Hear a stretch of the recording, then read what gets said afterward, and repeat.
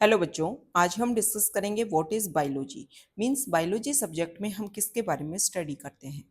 हम सब ने क्लास 10 तक साइंस की एक बुक पढ़ी है जिसमें हम कुछ चैप्टर फिजिक्स के, कुछ चैप्टर केमिस्ट्री के और कुछ चैप्टर बायोलॉजी के स्टडी करते हैं। मींस बायोलॉजी जो है वो साइंस की एक ब्रांच है। लेकिन सबसे इंपॉर्टेंट क्वेश्चन कि इस बायोलॉजी में हम पढ़ेंगे किसके बारे में। तो बायोलॉजी वर्ड जो है वो खुद को खुद ही डिफाइन कर देता है। बायो वर्ड का मतलब होता है लाइफ या फिर लिविंग। और ये जो लॉजी वर्ड है वो एक लोगोस वर्ड से मिलकर के बना है। और लोगोस वर्ड का मतलब होता है टू स्टडी। तो अगर हम एक डेफिनेशन बनाए कि बायोलॉजी क्या है, biology is the branch of science where we study about the living. सीधी सिंपल लैंग्वेज में अगर आपको समझाऊं तो बायोलॉजी में हम लिविंग के बारे में पढ़ते हैं। लेकिन सबसे पहले हमें ये पता तो होना चाहिए कि लिविंग होते क्या है।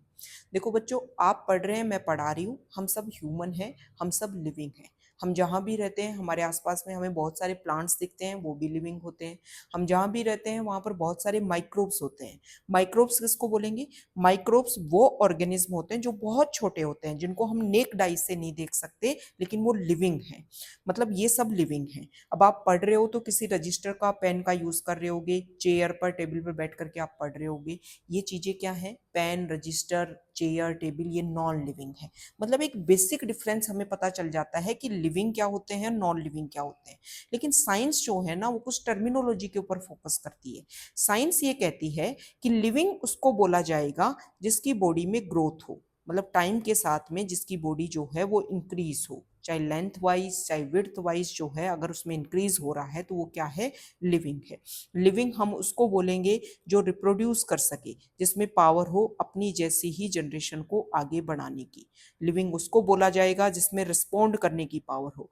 रिस्पोंड करने का मतलब ये है कि जो भी लिविंग ऑर्गेनिज्म होगा उसके आसपास के एनवायरनमेंट में अगर कुछ चेंज हो रहा है तो उसके अकॉर्डिंग वो रिस्पोंड करता है। अब आप इसमें प्लांट का क्वेश्चन उठा सकते हो कि मैम प्लांट को जब हम काटते हैं तो वो तो रिस्पोंड करते ही नहीं है। देखो बेटा, ये तो उनकी मजबूरी है, वो भाग नहीं सकते एक जगह से दूसरी जगह पर, तो उनको हम काट देते हैं। लेकिन उनके आसपास के एनवायरनमेंट में जैसे कुछ चेंज हो रहा है, प्लांट जहां पर जिस सॉइल में उग रहे हैं उस सॉइल में अगर वाटर की कमी है तो प्लांट में आप देखना उनकी लीफ जो है वो बेटा कर्ल होने लग जाएगी। अब आप क्वेश्चन पूछ सकते हो कि लीफ ही कर्ल क्यों होंगी।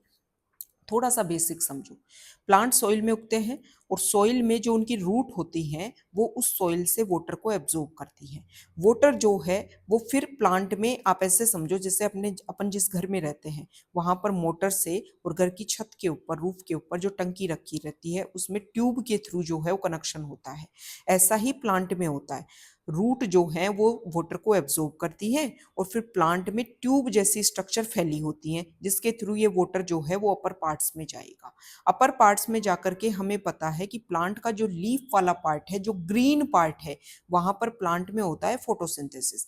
फोटोसिंथेसिस का मतलब ये है कि प्लांट अपना खाना खुद बनाते हैं, जिसमें उनको कुछ रॉ मटेरियल चाहिए, जैसे उनको कार्बन डाइऑक्साइड चाहिए, उनको वाटर चाहिए और साथ ही साथ में उनको चाहिए सनलाइट। सनलाइट को वो ट्रैप करते हैं और फिर इन दोनों का यूज करके ग्लूकोज के फॉर्मेट में अपना खाना बनाते हैं।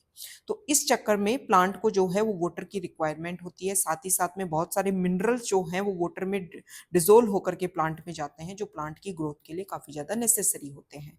इसलिए वाटर जो है वो प्लांट के लिए रिक्वायर्ड है। अब जिस सॉइल में प्लांट उग रहा है वहां पर वाटर की कमी है, तो लीफ, प्लांट जो है वो अपनी लीफ को कर्ल कर लेगा। अब लीफ को क्यों कर्ल करेगा? प्लांट की जो लीफ होती है उसके ऊपर होते हैं बेटा स्टोमेटा। सीधी सिंपल लैंग्वेज में आप तो ऐसा समझो कि पोर्स होते हैं, छेद होते हैं, जिसके थ्रू वाटर जो है वो प्लांट से बाहर निकलेगा। अगर पहले ही पानी की कमी है और पानी जो है जो प्लांट में ऊपर जा रहा है वो लीफ के स्टोमेटा के थ्रू बाहर रिलीज हो रहा है, तो ये तो प्लांट को और नुकसान होगा। तो इस टाइम में प्लांट अपनी लीफ का सरफेस एरिया कम कर लेगा ताकि स्टोमेटा जो है वो कम से कम एक्सपोज्ड हो सके और चीजें जो है, प्लांट में जो वाटर की कमी है उसका नुकसान प्लांट को ना झेलना पड़े। तो ये रिस्पॉन्ड ही तो हुआ कि प्लांट ने अपने एनवायरनमेंट के अकॉर्डिंग अपनी चीजों में चेंज किया। एक एग्जांपल और बताती हूँ। आप कभी डेजर्ट वाले रीजन में अगर गए होंगे तो वहां पर आपने कभी कैक्टस का प्लांट देखा होगा। बेटा कैक्टस क्या होता है? इस तरीके की स्ट्रक्चर, उसमें ग्रीन ग्रीन कलर की ऐसी स्ट्रक्चर और ऐसी उसमें स्पाइन होते हैं। ये जो ग्रीन स्ट्रक्चर है ना, ये प्लांट का स्टेम है। क्या है? स्टेम है। यहाँ पर आप समझिए, ये कैक्टस है और ये प्लांट का क्या है, नॉर्मली ग्रीन पार्ट प्लांट में क्या होता है, लीफ होता है, लेकिन यहाँ पर स्टेम है। और ये जो स्पाइन, जो कांटे दिख रहे हैं ना, ये प्लांट की क्या है, इस कैक्टस की क्या है, लीफ है। अब ये प्लांट ने रिस्पोंड किया। डेजर्ट वाले रीजन में कैक्टस उगता है, वहां पर वाटर की होती है कमी। अभी मैंने आपको समझाया कि प्लांट की जो लीफ होती है उसके ऊपर होते हैं छोटे छोटे छेद, उन छेद से प्लांट जो है उसमें से वाटर बाहर निकलता रहता है। तो पहले ही पानी की कमी है, और अगर इस कैक्टस में नॉर्मली वाली लीफ होती तो यहाँ तो पानी का जो है वो खूब नुकसान होता। तो यहाँ के इस प्लांट ने क्या किया, मॉडिफिकेशन किया। इन्होंने अपनी लीफ को तो कन्वर्ट कर लिया किसमें, स्पाइन में, ताकि स्टोमेटा बिल्कुल छोटे छोटे हो जाएं या फिर बिल्कुल एब्सेंट ही हो जाएं।